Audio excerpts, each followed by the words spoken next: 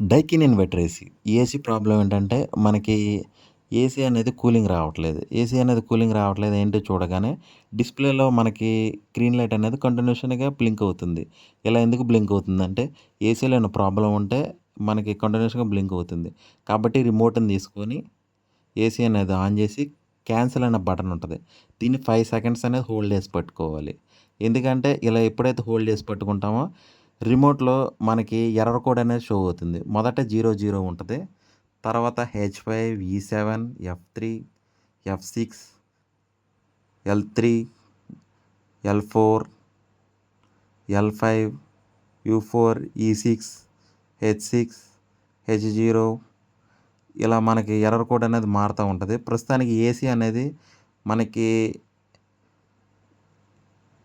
C4 దగ్గర long beep వస్తుంది. ఈ C4 అనేది ఎర్రర్ కోడ్ ఏంటంటే, ఇండోర్‌లో ఉన్న కాయిల్ సెన్సార్ ఏమన్నా ప్రాబ్లమ్ ఉంటే ఇలా వస్తది.